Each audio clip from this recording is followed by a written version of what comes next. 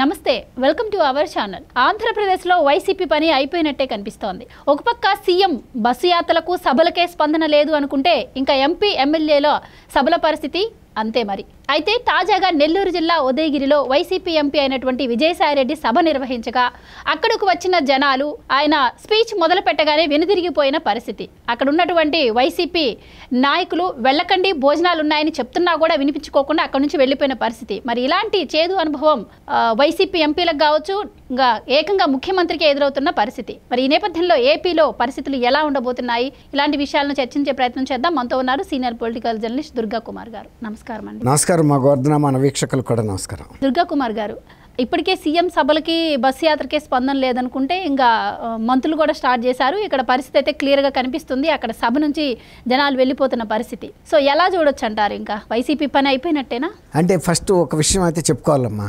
గడ్డపారలు గాలికి కొట్టుకుపోతుంటే దూదేకులు అంటే కాటన్ ఇలా చేస్తారనమాట, ఉడుకుతారు. కాది దారం ఉడికేదాన్ని దూదేకు అంటారు. చాలా గాలికి కొట్టుకుపోతుంది. గడ్డపార అంటే తెలుసు కదా మీకు, క్రోబార్.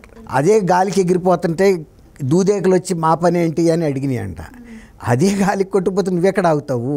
ఇప్పుడు జగన్మోహన్ రెడ్డి గారి మీటింగ్లకే ఎన్ని రకాల పేర్లు మార్చుకుని నామధేయాలు మార్చిపెట్టినా, జనాల్ని ముందిచ్చి బిర్యానీలు ఇచ్చి బస్సులు పెట్టి తీసుకొచ్చినా రావట్లేదు, ఉండలేదు. అలాంటప్పుడు ఈయనెవరు?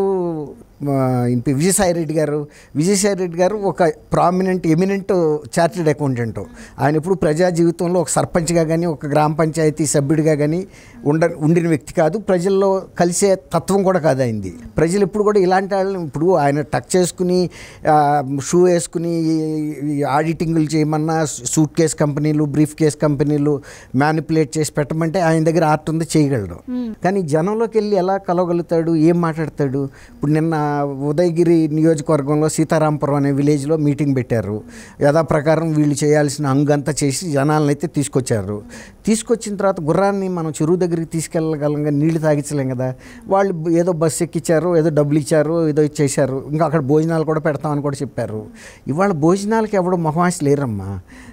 ఎవరి భోజనం వాళ్ళు తినగలిగిన శక్తి ఉంది. మేమేదో మీకు దానం చేస్తున్నాము, మీకు సంక్షేమ కార్యక్రమాలు చేస్తున్నారు, మేము వచ్చిన తర్వాతే మీ బతుకు మొదలైంది అని అనుకుంటున్నారు. కానీ వీళ్ళు రాకముందు కూడా జనం ఇంతకన్నా ఆనందంగా బతికారు.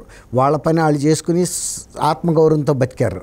వాళ్ళకి మస్తు పని దొరికేది. రోజుకి 500-600 రూపాయలు సంపాదించుకునేవాళ్ళు. రోజుకి ఆ రోజుల్లో 500 సంపాదించుకున్నా కూడా 15,000, 20,000 ఒకళ్ళు, ఇద్దరు కలిపితే ఒక 30,000 సంపాదించుకునేవాళ్ళు, ఒక భార్య భర్త. హాయిగా బతికారు. ఇట్లాంటి ఇంత ఖరీదులు లేవు ఆ రోజున. ఈ లిక్కర్ కూడా ఇంత రేట్లు లేవు, నిత్యావసర వస్తువులు ఇంత రేట్లు లేవు. హాయిగా బతికారు. ఇవాళ వీళ్ళు ఇచ్చే మేము వచ్చిన తర్వాతే జనం బతుకుతున్నారు. అంతకుముందు వీళ్ళు ఆఫ్రికాలలోగా అన్నం లేక మాడిపోయారు అనుకుంటున్నారు ఆంధ్రప్రదేశ్ ప్రజలు. అలా ఏం మాడిపోలేదనే రుజువు వాళ్ళు మనకి ఇక్కడ ఉదయగిరి లాంటి మెట్ట ప్రాంతంలో సీతారాంపురం విలేజ్లో కనపడింది. అయ్యా అమ్మలారా అక్కలారా రండి, భోజనాలు ఉండే, పెద్ద ఆయన మాట్లాడుతున్నాడు, మేము ఆగమన్నందుకన్నా మీరు ఆగాలంటున్న కొద్దీ ఇంకా రెచ్చిపోయి వెళ్ళిపోతున్నారు. అంటే ఎట్టా వెళ్ళిపోతున్నారంటే అక్కడ ఏదో ఫైర్ యాక్సిడెంట్ జరిగితే కనుక పారిపోతారు చూసారా, ఆ విధమైన అభిప్రాయం వచ్చింది. ఆ మీటింగ్ ఏంటి అసలు, పెద్ద ఆయన అన్నప్పుడు కూడా అసలు ఎవరా పెద్ద ఆయన అని వెనక్కి తిరిగి కూడా చూడదలుచుకోలేళ్ళు. అండ్ ఇంకో విషయం అండి, ఒక పక్కేమో ఈ సజ్జల గారు కావచ్చు, అందరూ చెప్తున్నారు లక్షల కొద్దీ మా సభలకు జనాలు వస్తూ ఉన్నారని చెప్పి అక్కడ ప్రయాణికులను ఇబ్బంది పెట్టి పరీక్షలు జరుగుతున్నా కూడా ఎండలో నిల్చొని ఉంటే ప్రయాణికులు వేల కొద్ది బస్సులను తీసుకొచ్చి సభలకు తరలిస్తూ ఉన్నారు. అయినా కూడా ఇలాంటి పరిస్థితి మనం చూస్తున్నాం. సో ఎలా చూడొచ్చు అంటారు దీన్ని? అదే ఇప్పుడు స్టూడెంట్స్కి బస్సులు అందకుండా డిపోలు వీళ్ళ చేతుల్లో ఉండే ఆర్టీసీ అని బస్సులన్నీ తెచ్చేసుకోవటం, తర్వాత ఆర్టీసీ మన చేతుల్లో ఉంది కదా అనుకుని ఆ సంస్థ నిధులతో బుల్లెట్ ప్రూఫ్ బస్సులు తెప్పించుకోవటం, ఏది ఎలక్షన్ సంఘానికి అందకుండా. బుల్లెట్ ప్రూఫ్ బస్సులు ఎన్ని కావాలంటే చీఫ్ మినిస్టర్ గారికి మహా ఉంటే ఒక బస్సు, ఒక మినీ బస్సు పెట్టుకున్నా సరిపోద్ది. అది ఎప్పుడో 5 ఏళ్ల క్రితమే చేసాడు ఆయన. ఇంకా మళ్ళీ ఎలక్షన్ కోసం, ఎలక్షన్ ఎన్ని రోజులు ప్రచారం ఉంది. అక్కడ వైజాగ్లోకి హెలికాప్టర్ ఉంది, విజయవాడలోకి హెలికాప్టర్, హైబ్రిడ్ హెలికాప్టర్ సుమా. సొంత హెలికాప్టర్ ఉన్నా కూడా మళ్ళీ హైబ్రిడ్. ఒక రోజుకి కొన్ని లక్షల్లో ఉంటుంది. మీరు వాడినా వాడకపోయినా పైలట్ల జీతం ఇవ్వాలి, పైలట్లకు బత్యాలు ఇవ్వాలి, వాడకపోయినా ఇవ్వాల్సిందే. అంతేగాని మీరు వాడితే అదనంగా మీరు పెట్రోల్ వేసుకుంటారు వైట్ ఫ్యూయల్లో, లేకపోతే ఫ్యూయల్ కలిసి వస్తే తప్ప రెంట్ అయితే కలిసి రాదు, కట్టాల్సిందే. అంత ఏర్పాట్లు చేసుకుని ఆర్టీసీ బస్సులు చేశారు. వాళ్ళ చేతుల్లో బస్సులు తెచ్చుకోవటం అని చెప్పి డిపోలో ఎక్కడ ఏ రూట్కి వెళ్లకుండా అన్ని ఊళ్ళల్లోకి వెళ్ళి తెమ్మంటేనే వచ్చినట్టున్నారు. వీళ్ళు కూడా జనం వచ్చారు, రాలేదని కాదు. కానీ అంత తండోపతండాలుగా లేచి వెళ్ళిపోయారు. ఆయన నిలువుగుడ్లు వేసుకు చూస్తున్నాడు విజయసాయి రెడ్డి గారు. అది విజువల్స్ ఉన్నాయి, వాళ్ళు మైక్ అనౌన్స్మెంట్లు ఇస్తున్నారు. ఆ సీతారాంపురం విజువల్స్ని ఎవరు కాదని లేరుగా. ఇప్పుడు సజ్జల రామకృష్ణారెడ్డి గారు చెప్పొచ్చు ఏది తండోపతండాలుగా వస్తున్న జనం అని. అమ్మ అయ్యా అక్కలారా ఆగండి, భోజనాలు ఉండయి, పెద్ద ఆయన మాట్లాడుతున్నాడు, మేము పిలిచినందుకన్నా మీరు ఆగండి అని బతిమాలుతున్నారు. మీరు చెప్పిన దాన్ని బట్టి పరిస్థితి చూస్తే అసలు ఈ జనాలను పెయిడ్ చేసి తీసుకొచ్చినట్టు, అంటే వచ్చే వరకు కూడా అక్కడ ఎవరు మాట్లాడతారు అన్న విషయం కూడా వాళ్ళకి తెలిసి ఉండదు. అసలు వాళ్ళకి అనవసరం. అసలు ఆ వచ్చే వ్యక్తి ఎవడో తెలియదు, ఎందుకు వెళ్ళారో తెలియదు, ఏ పార్టీయో తెలీదు. పిలిచారు, డబ్బులు ఇచ్చారు, బస్ ఎక్కమన్నారు, ఎక్కారు, పులిహార ప్యాకెట్ ఇచ్చారు, వెజిటబుల్ బిర్యానీ ఇచ్చారు, తిన్నారు. ఇక ఇప్పుడు భోజనం తినడానికి కూడా వాళ్ళకి ఇష్టం లేదు. అక్కడ వాళ్ళు మాట్లాడిన మాటలు మరి ఏం మాట్లాడారో తెలియదు మనకి, అంత రుచిచ్చలా. ఇప్పుడు అక్కడికి వెళ్ళి వివేకానంద రెడ్డి గారు మర్డర్ కేసు గురించి చెప్తున్నారు అనుకోండి, ఇప్పుడు పెద్ద ఆయన చెప్పింది అదే కదా, శంకర్రామం ఊదాడు కదా. వాళ్ళకి ఎవరికి కావాలండి? విజయసాయి రెడ్డి గారు ఆయన వివేకానంద రెడ్డి గారు చనిపోయిన విషయం ఇంకా ఎన్నాళ్ళు మోగిస్తారు? డప్పు ఎవరికి కావాలి? ఇప్పుడు భోజనం కావాలి, పిల్లలకు ఉపాధి కావాలి, మహిళల జీవన ప్రమాణం పెరగాలి, పిల్లలకి మంచి చదువు కావాలి, రైతులకి గిట్టుబాటు ధర కావాలి, కోల్డ్ స్టోరేజ్లు పెడతా అన్నాడు, రైతులకు అన్ని విధాలుగా కూడా నేను సపోర్ట్ చేస్తా అన్నాడు. అసలు రైతుల గురించి ఎవడు పట్టించుకున్నాడు? మొన్న అసలు వరస్ట్ తుఫాన్ అంటే కోస్తా ప్రాంతంలో 2-3 నెలల క్రితం వచ్చిన తుఫాన్ అప్పుడు వెళ్ళి పలకరించిన వాళ్ళు లేరు. అంత నష్టం మాకు కూడా పొలాలు ఉన్నాయి, మాకు అందరు చుట్టాలందరికీ ఉన్నాయి. వాళ్ళు చెబుతున్నారు మా జీవిత కాలంలో ఇంత నష్టపడింది ఎప్పుడూ లేదు, ఒక్క గింజ కూడా ఇంటికి తెచ్చుకోలేనంత నష్టం జరిగింది. ఎంత తుఫాన్లు వచ్చినప్పుడన్నా ఎకరాకి 5-6 బస్తాలన్నా చివరిలో మిగిలిన రాల్పి తెచ్చుకుని ఇంట్లో పెట్టుకునేవాళ్ళు కనీసం. ఇవాళ అసలు ఒక గింజ కూడా తెచ్చుకునే పరిస్థితి లేదు. మళ్ళీ దాన్ని వరిని దున్నేయాలన్నా కూడా మళ్ళీ ఖర్చు పెట్టాల్సిన పరిస్థితి. అట్లాంటిది కూడా వీళ్ళకి అసలు ఏమి స్పృహ లేదు. ఇప్పుడు విజయసాయి రెడ్డి గారు నెంబర్ 2 పర్సన్, అంటే ఆయన మీద ఉన్న అన్ని సిబిఐ కేసులో అక్యూజ్డ్ నెంబర్ 2. అది కాకుండా పార్టీలో కూడా 2వ నెంబర్ స్థానంలో ఉన్నాడు ఆయన.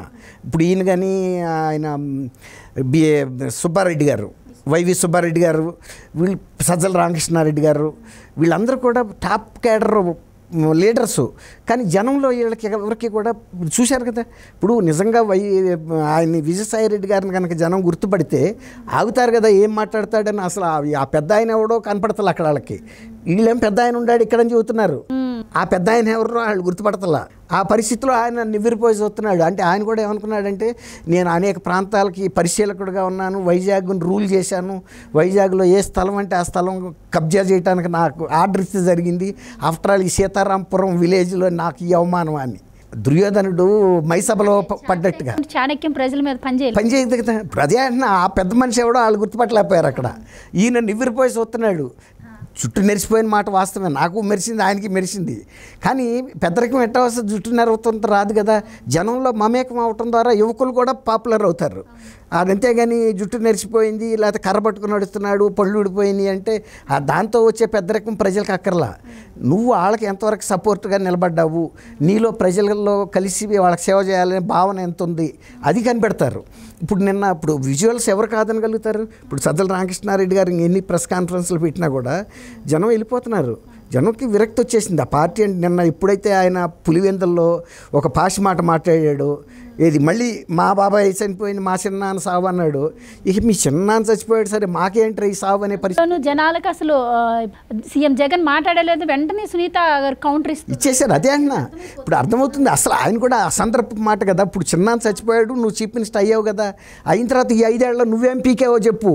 అదే కదా, అది చెప్పకుండా నేను ఇంకా మా చిన్నాన్న చచ్చిపోయాడని ఏడుస్తానంటే, ఇప్పుడు 5 ఏళ్ళ నుంచి ఒక్కనాడన్నా వెళ్ళి ఆయన సంతాప సభలో ఏడ్చావా? నువ్వు ఏమన్నా పూలదండ వేసావా, ఒక పుష్పగుచ్చం పెట్టావా? ఏం లేదు. మళ్ళీ ఇప్పుడు చిన్నానంటే ఏం చేయాలి? ఇప్పుడు జనాలకు ఏం సంబంధం? ఇప్పుడు సునీత గారు తిరుగుతుంది, నువ్వేమైనా సాయం తెలుసుకుని ఆమె చేసి చెప్పు. ప్రకటన అక్కడే చేయాల్సింది. సునీత ఏదైతే పోరాడుతుందో, ఆ నిందితులు మొత్తం జైలుకి వెళ్ళారాక నేను మిమ్మల్ని ఓట్లు అడగను, ఈ ఎలక్షన్లో నేను రానిక, మా చిన్నాన్న నిందితుల్ని ఉరిశిక్ష వేసిన తర్వాత 29లో వచ్చే ఎలక్షన్కి అప్పుడు వస్తా. ఇప్పుడు నేను అనుకున్న నిషేధం, మద్య నిషేధం కూడా చేయలేకపోయా. ఇప్పుడు నేను ఇక చేయలేకపోయాను, ఈ 10 రోజుల్లో చేసే పరిస్థితి నాకు లేదు. చెప్పేయచ్చు, తప్పులేదు. కానీ 29లో మాత్రం ముందు మద్య నిషేధం చేస్తానని మీకు హామీ ఇచ్చే వస్తాను. అది కనుక ఇవ్వలేకపోతే మీరు వితిన్ 1 మంత్లో కనుక రీకాల్ చేసేసేయండి నన్ను. అని కేంద్ర ఎన్నికల సంఘానికి కూడా ఆయన ఒక అఫిడవిట్ ఇవ్వాలి.